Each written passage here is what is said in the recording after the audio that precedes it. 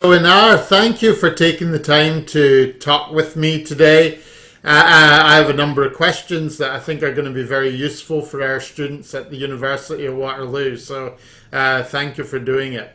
Yeah, my My pleasure. first, thank you. My first question is, can you please tell me what you've been doing for the last few years? I know you're an associate professor at Tallinn University of Technology in Estonia, and you've been visiting Oxford and Stanford, so you've been busy. Yeah.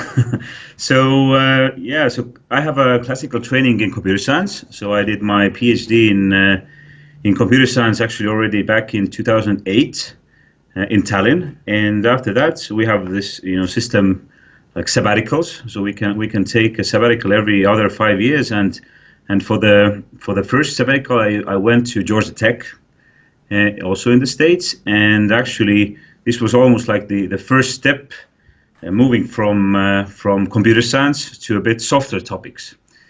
Because when I finished my own, PhD, then that was all about algorithmics, technical stuff, technical topics. But then I understood finally that such things as storytelling exist and user experience and those kinds of topics. And actually I enjoyed that very much because I finally understood that if you cannot tell the story about the data, what you analyze, then the whole process of analyzing the data is completely useless.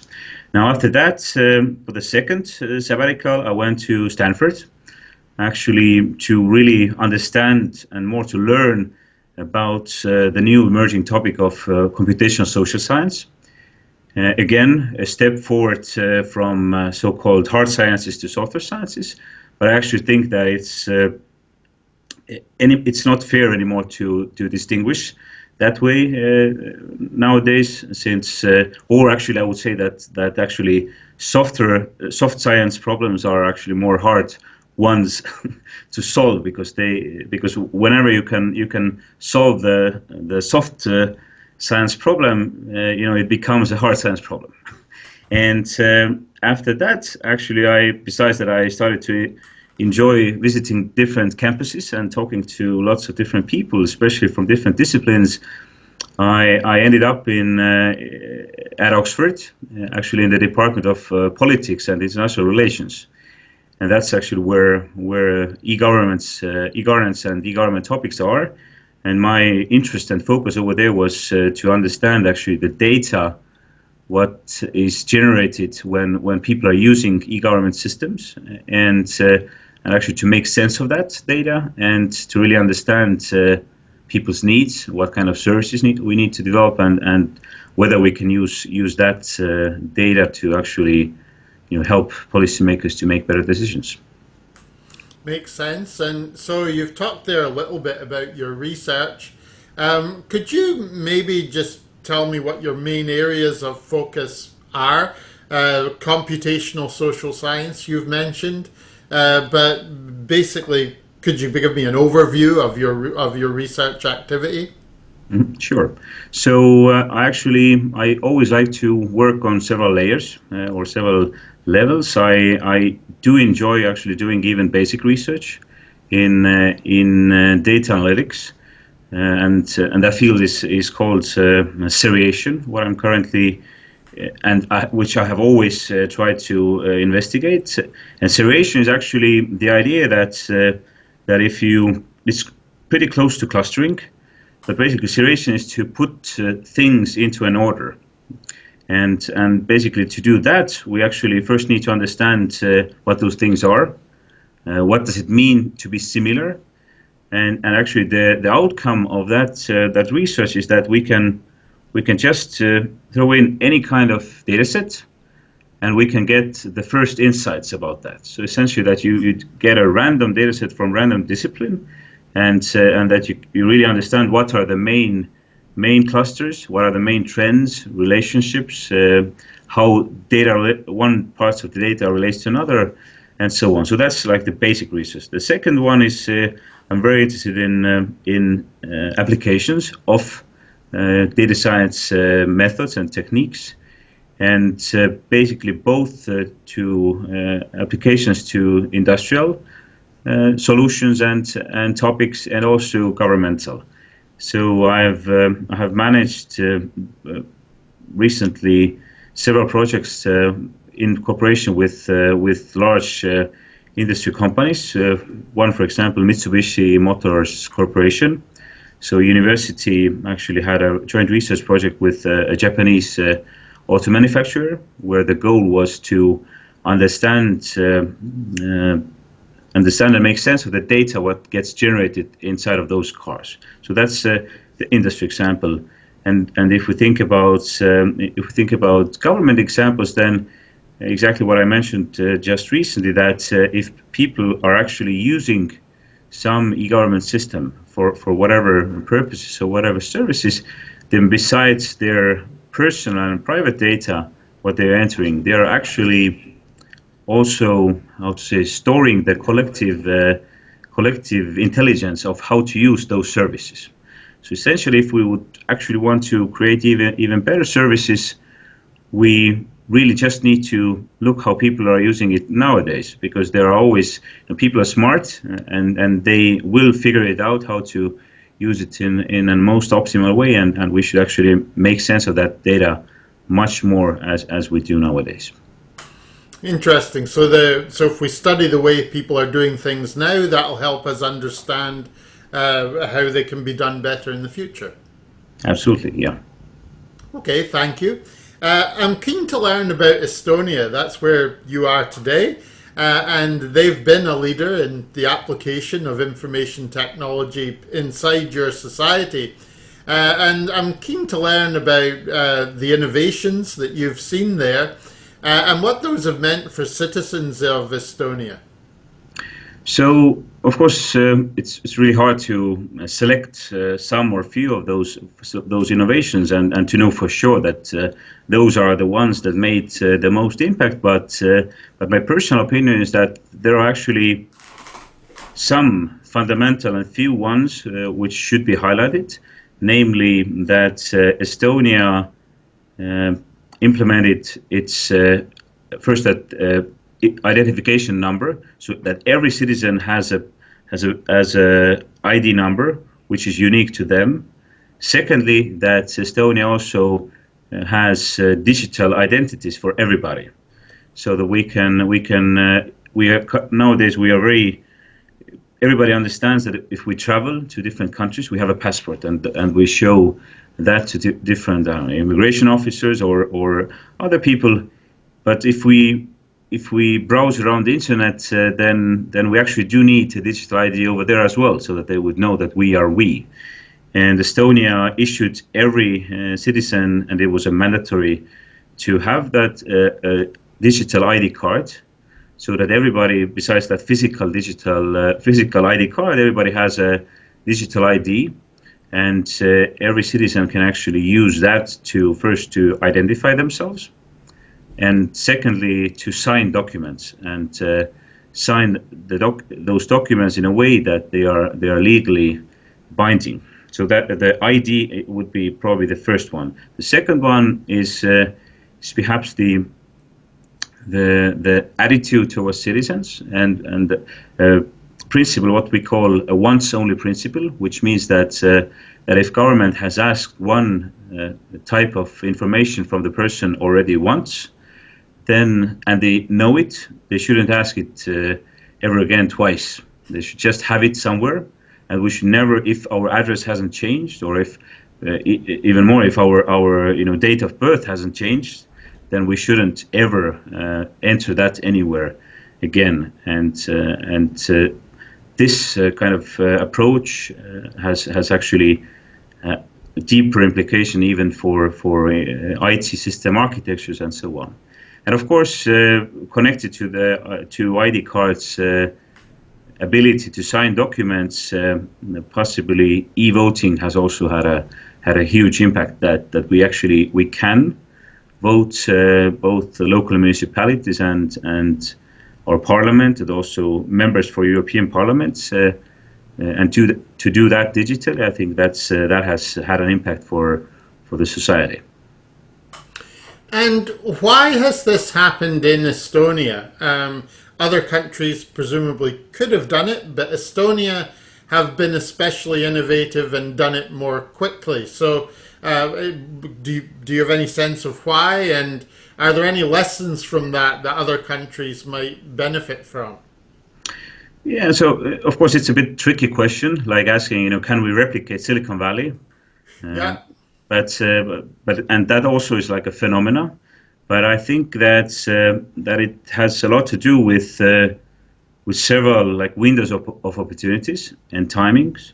So if Estonia regained independence in the beginning of 90s, this was actually the time when practically everybody was on the same page or on the same level with technological advancement at that time, since internet just started to take off to be popular, and even more importantly, web browsers just emerged and started to take off. So instead of writing software and code in classical client server software, Estonia already started to write them in like web-based applications, basically, which is only a small step to storing those in the cloud.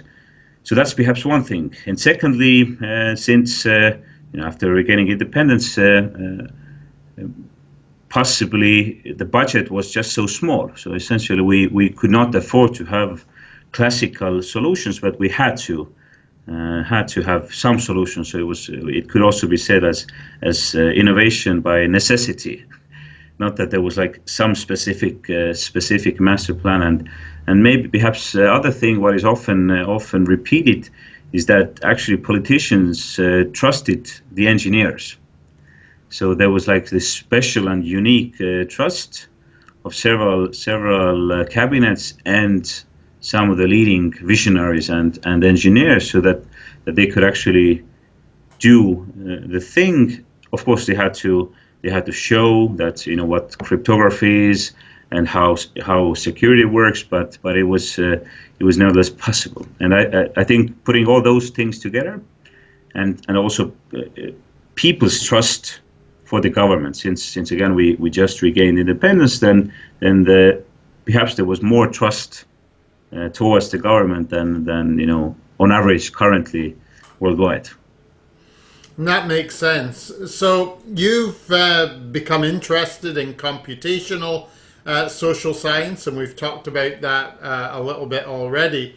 But I'm keen to understand how public sector organizations might best undertake transformation that's based on digital technologies. So I'm going to talk a little bit about how governments are using technology, but the first question on this is really about approaching the transformation. How should they look at this, and some guidance on how they might do it?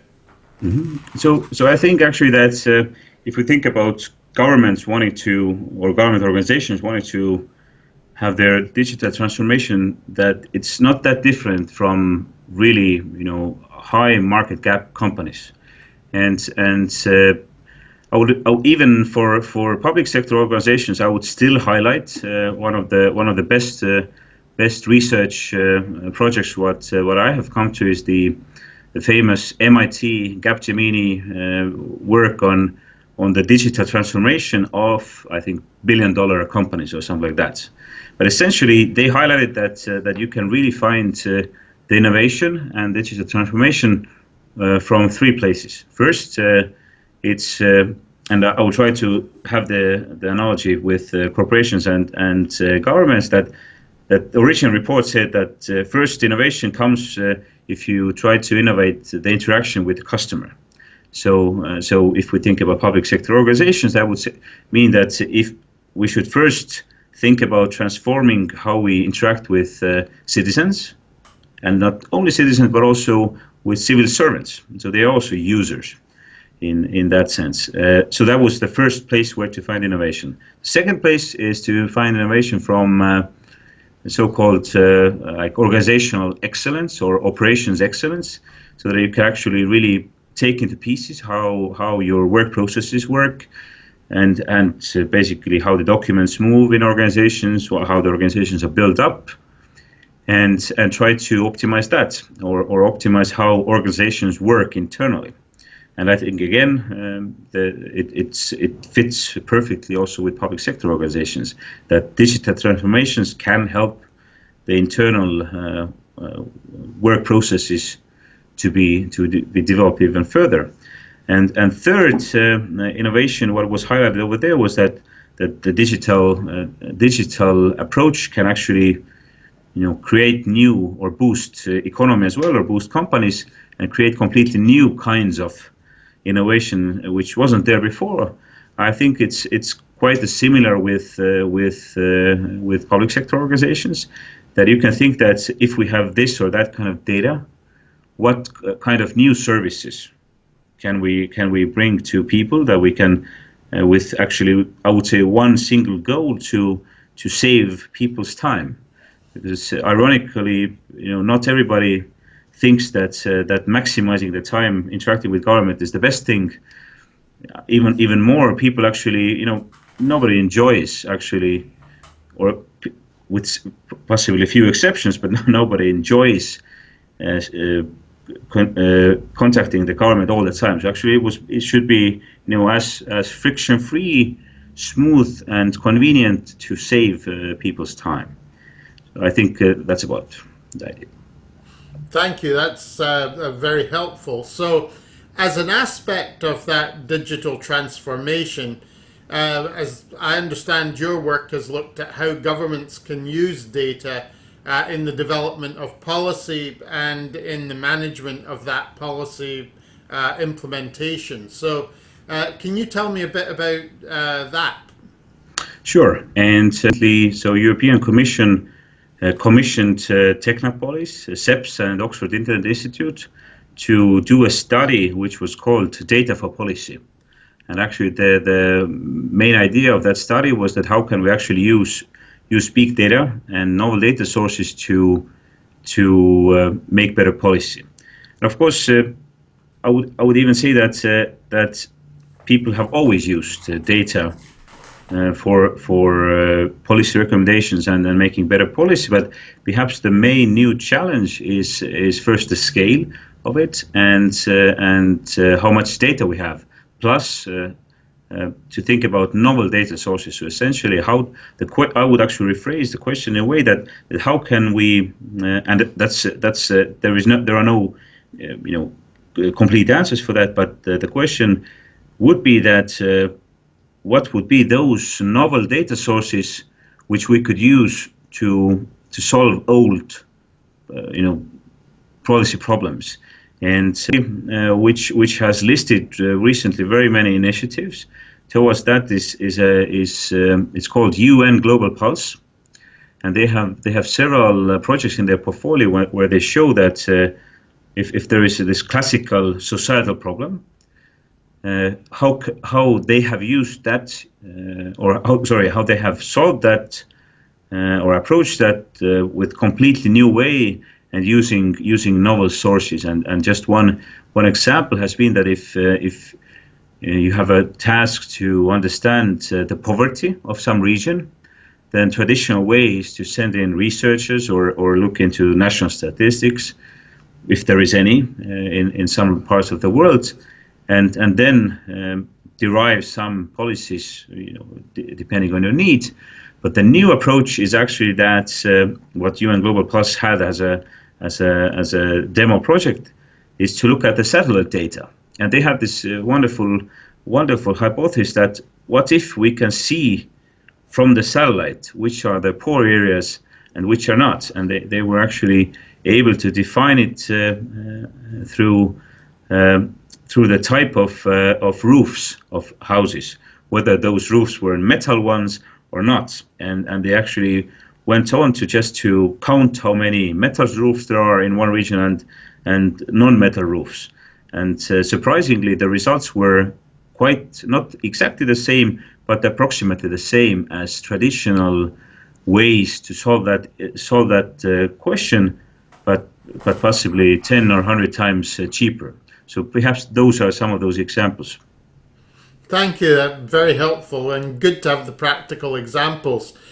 You've also looked more broadly at the use of data in government, beyond the development of policy, which you've been describing.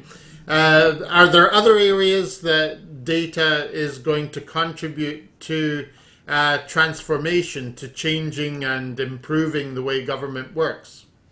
Absolutely. And actually, I touched upon some of those issues earlier as well. But actually, I would make one example. So governments are often, people say that they are too siloed, so that all those organizations are like almost as if in different silos, and they don't communicate with each other. And it's really hard to take them to digital transformation if they are all different, let's say ministries or different agencies. I think that the data can actually solve that.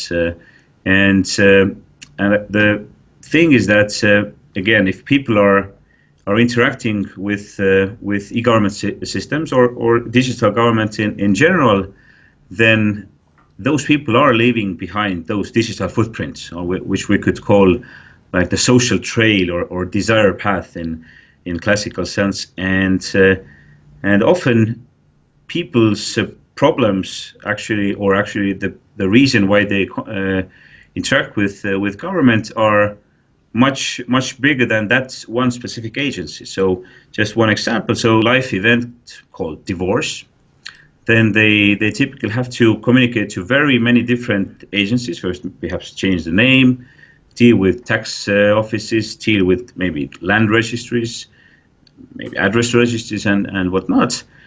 And but though for them it is just a divorce. Now data actually, if we think about how to use the data more broadly, then we could start to use that data to really see what are those services which are like actually bundled together by people's behavior, and so that we could really see which are those most frequently used services, but not only single services, but services in bundles. And I think that first, as I said earlier, that this could be used for developing better services. But this could actually be like a feedback even to politicians, that they could actually see what are those services taking the longest, and they could even develop like a platform for themselves that if you vote for me, I will solve this issue.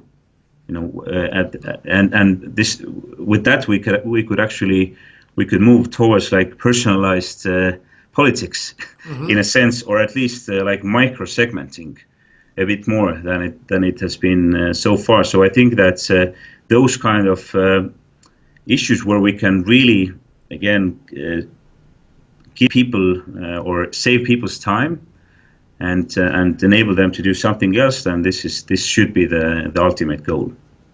Absolutely, and that brings us nicely on to my next question, which is around the impact that social media is having on democracy. So the impact technology too, perhaps, is having on democracy, and perhaps your views and ideas on this, particularly today with social media and democracy. Well, I think for first, I think we might not have to deal with if there are no issues with that. But one could say that actually social media, besides making it easy to micro target people with advertisements and propaganda and so on, that we could also say that social media actually gives people voice. And now people can, speak out what they like, and actually, again, politicians can really start to monitor the sentiment about different topics. And earlier, it was only once after a few years you could vote, and that was that. But nowadays, if you can really give faster feedback, I think it helps much more, and to engage different groups. It also helps much more, but on the aspect of social media and for example the false news or fake news, then I think it again brings us back to the issue of trust, and what in Estonia we like to call education on digital hygiene, that we should really all learn more about digital aspects. And if we think about social media and fake news, then an interesting aspect is that we often get that fake news from our friends, not from random people. So I think that's an interesting aspect to think about. That not to redefine friendship, but just to think that everybody is actually responsible if they retweet something or if they spread some news. Since, as I said, we get the fake news mainly from our friends. So it just should make us much more responsible, perhaps, than we were before. So you see a big part of the solution to fake news as being to educate citizens in their online use of social media and to be aware of the consequences of spreading things that they might think are funny, but they know not to be true. Absolutely, yes. Okay, thank you. And my next question is around what might be going to happen next. So what do you think is the next wave of e-government transformation?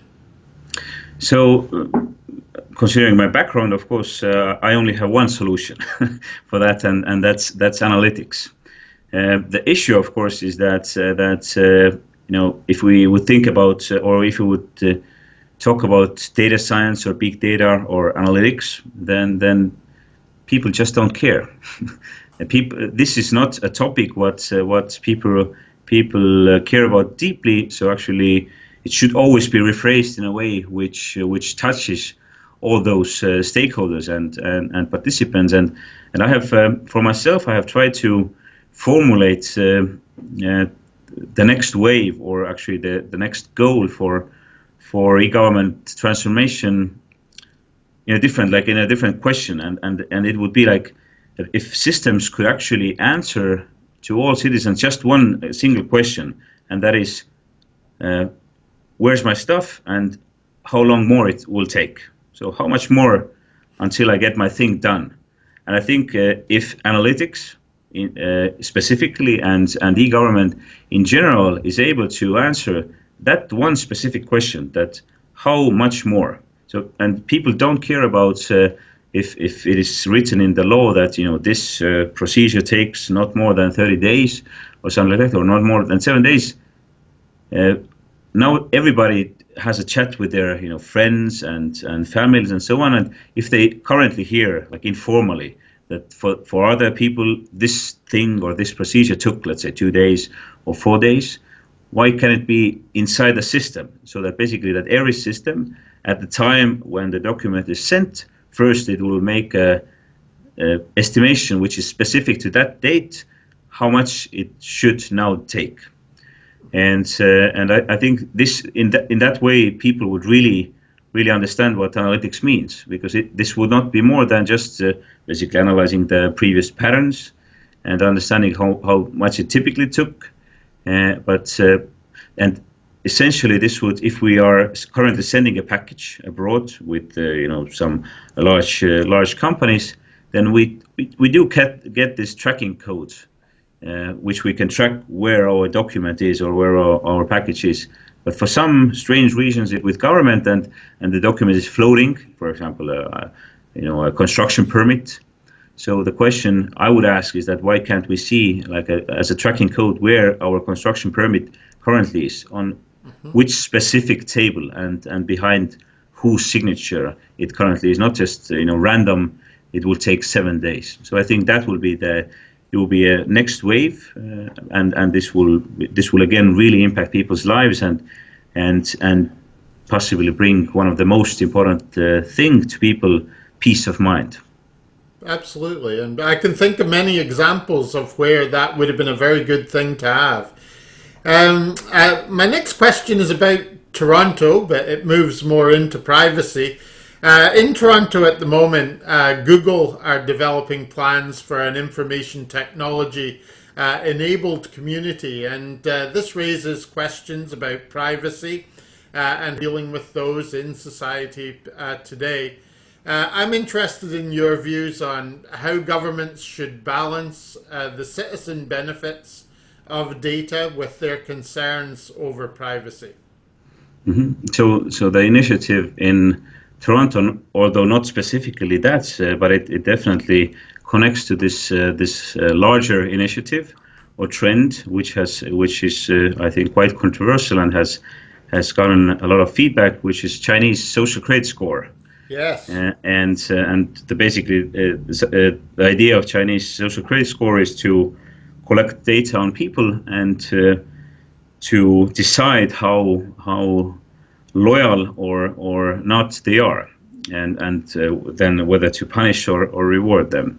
So of course, all those kind of aspects, they will have like moral and ethical elements in it, but I always like to think about first in a positive sense, and this reminds me an opinion piece in The Economist, which said it very well, that sometimes the big brother just wants to help, and we should also be trusting towards that, and we should often, as at least for brainstorming, think that if there would be no legal or privacy or ethical or moral boundaries, how much social good we could do, and what would be those good services that we could create, and then we, as a second layer, we can always think whether we can actually solve those things without violating privacy and trust.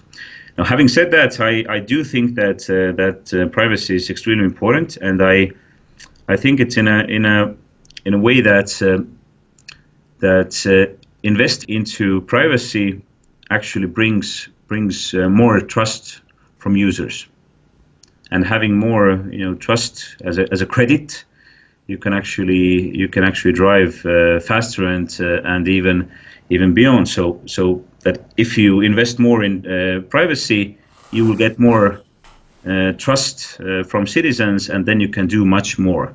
So and therefore it makes sense already since because of that argument to invest more. But I think technology is also helping, and there are several technologies which work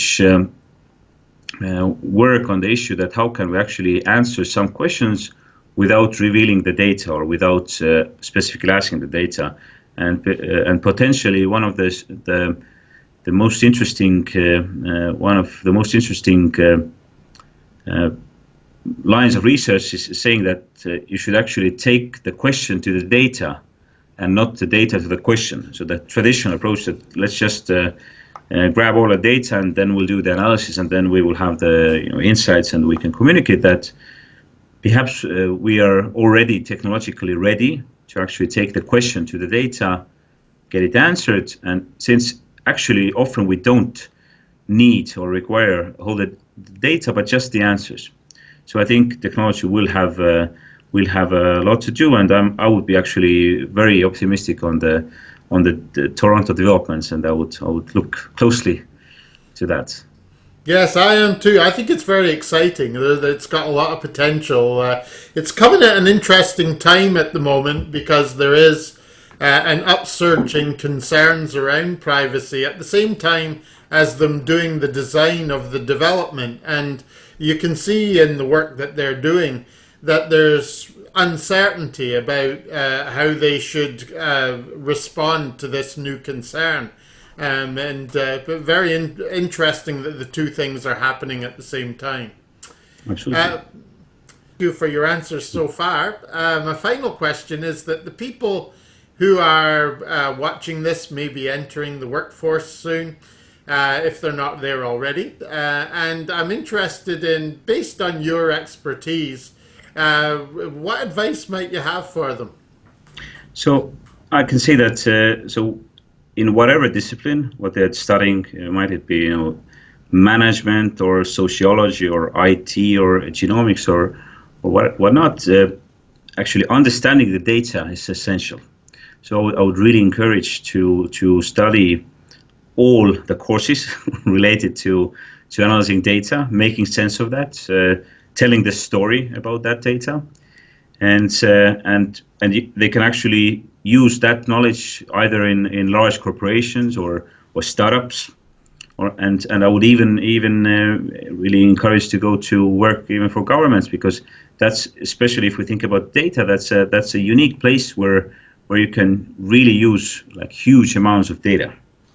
And even if there will be some fundamental transformations in the data ownership, perhaps in the future that people will start to own their data, then I do think that governments will still have this special access, at least, to people's data. So in governments you can really do some, have some impact of your work. And of course, in the end, I cannot think like other things than peace of mind of citizens that could be like a greater goal, that you can, if you think that you really saved 1 hour of 10 million citizens, I think it's a wonderful feeling. Absolutely. Well, thank you very much for talking to me today, Innar. I really appreciate it. There are lots of students at Waterloo that are going to benefit from this, and perhaps people elsewhere too. So thank you for taking the time to do this. Yeah, it was a pleasure. Thanks for having me.